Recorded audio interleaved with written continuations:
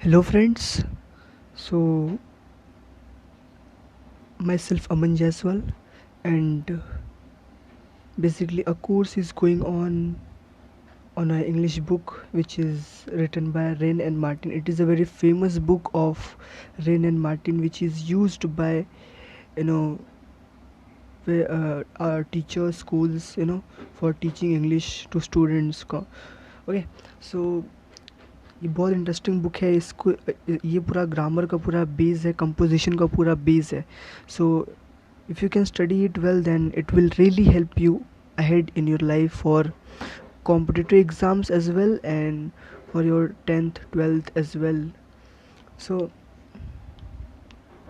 let's go ahead. We have studied first chapter, that was types of sentences.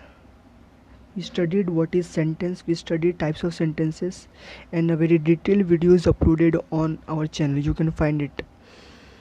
Now we are going to study what is subject and predicate. तो आज हम लोग पढ़ेंगे what is subject and predicate, and another topic, the phrase and the clauses. So let's study first subject and predicate. So what is subject and predicate? When we make a sentence, we name some person or thing, and say something about that person or thing.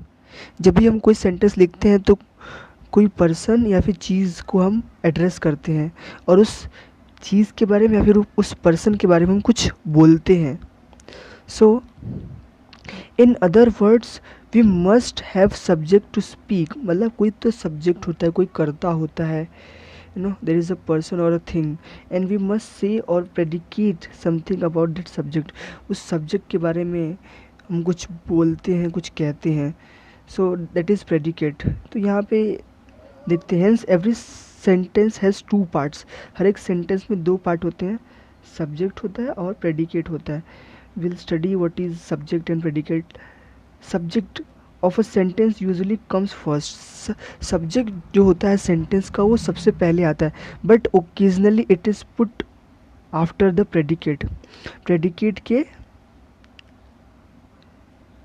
के पहले ही आता है ये. Okay, तो here comes the bus. कभी कभी ऐसा भी होता है कि प्रेडिकेट के बाद भी सब्जेक्ट यूज़ होता है, जैसे यहाँ पर इस सेंटेंस में हियर कम्स द बस. तो the bus is a subject, but here comes is the predicate. Sweet are the uses of adversity. So this is one of example. Then in imperative sentences the subject is left out. Subject को छोड़ ही देते हैं. Okay, तो जैसे यहाँ पे sit down, it's an order. यहाँ पे ऐसे भी हो सकता है you sit down. तो you will be subject and sit down will be predicate. Thank him. तो यहाँ पे भी ऐसे यूज़ कर सकते हैं, यू थैंक हिम. तो यू सब्जेक्ट हो जाता है और थैंक हिम प्रेडिकेट हो जाता है. तो हियर यहाँ यू है ना, यू अंडरस्टूड है, you as a subject understood है. सो यही होता है बेसिक चीज़ें. सब्जेक्ट और प्रेडिकेट बहुत इजी है. यहाँ पे ढेर सारे पूरा एक्सरसाइज दिया हुआ है. There are 27 sentence. You can and solve these. You can identify what is subject and predicate by using these 27 sentences. Okay, these are all for practice. I will do some, then you can try some of with yourself. तो आप कुछ अपने आप से भी try कर सकते हैं. The cackling of geese saved Rome. So the cackling is the cackling of geese. ये जो है ना, ये पूरा सब्जेक्ट है. saved Rome ये पूरा प्रेडिकेट हो जाएगा. The boy stood on the burning deck. The boy will be subject, and stood on the burning deck is a predicate. Then third वाला, Tubal Cain was a man of might. Tubal Cain will be subject and was a man of might. It is a predicate. Stone walls do not make a prison. The stone wall will be subject, or do not make a prison. It is a predicate. So I hope you are getting what I'm saying. यहाँ पे next वाला, the singing of the birds delights us. So यहाँ पे the singing of the birds is a subject and delights us is a predicate. you can understand it, it's a very common sense thing. So I hope you are getting it. So you can try others with yourself. It's very simple thing. Next we will see what is phrase and clause. First of all we will see what is phrase. पहले हम लोग देखेंगे phrase क्या होता है. Examine the group of words. जैसे यहाँ पे एग्जांपल दिया है, in a corner. In a corner means कोने में. सो सेंस आ रहा है but not a complete sense. तो फ्रेज का मतलब यही होता है कि it makes sense but not complete sense. वही फ्रेज होता है. That's the definition of phrase. Such a group of words which make sense but not complete sense is called a phrase. I hope you got it. Okay, यहाँ पर जो भी चीज़ें bold में दी हुई है इन सारे सेंटेंसेस में वो पूरे फ्रेजेस हैं. जैसे यहाँ पे the sun rises in the east. In the east is a phrase. Humpty Dumpty sat on a wall. On a wall is a phrase. There came a giant to my door. To my door is a phrase. It was a sunset of great beauty. Of great beauty is a phrase. The tops of the mountain were covered with snow. Of the mountains is a phrase. Show me how to do it. How to do it, it's also a phrase here in this sentence. So it's a phrase. Okay, then examine the group of words in bold in the following sentences.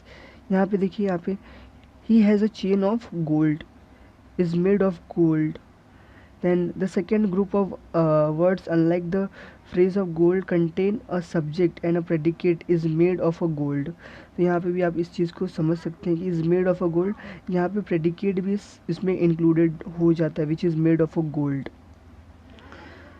Such a group of words which form a part of sentence and contains subject and predicate is called clause. तो clause की definition यही होती है कि ऐसा कोई sentence, such a group of words which forms part of sentence, जो किसी सेंटेंस का पार्ट है एंड कंटेंस सब्जेक्ट और प्रेडिकेट. उसमें सब्जेक्ट भी होता है, प्रेडिकेट भी होता है, तो वो क्लॉज बन जाता है. जैसे यहाँ पे he has a chain. He has a chain, it's a sentence which is made of a gold. Which is made of a gold, ये which is made of a gold is a clause. So I hope you are getting it. It's a very common sense thing. In the following sentence the group of words in bold are clause. जैसे यहाँ पे people, then उसके आगे क्या बोला, who pay their debts are trusted. who pay their debts, ये क्या हो जाएगा, who pay their debts, ये clause हो जाएगा. then we cannot start while it's raining. while it's raining, ये clause हो जाएगा. I think that you have made a mistake. have made a mistake, it's a that के बाद यहाँ से जो भी स्टार्ट हो रहा है, I think that you have made a mistake, ये पूरा क्या हो जाएगा, क्लॉज हो जाएगा. I hope you are getting it. No, it's very common sense thing. If you read it once you will definitely understand what are all these things are. So very basic thing, you can understand it. So keep studying. You can pause the video and you can study all these things. These are very common things. So I hope you got it. So मिलते हैं next video में. Thank you so much.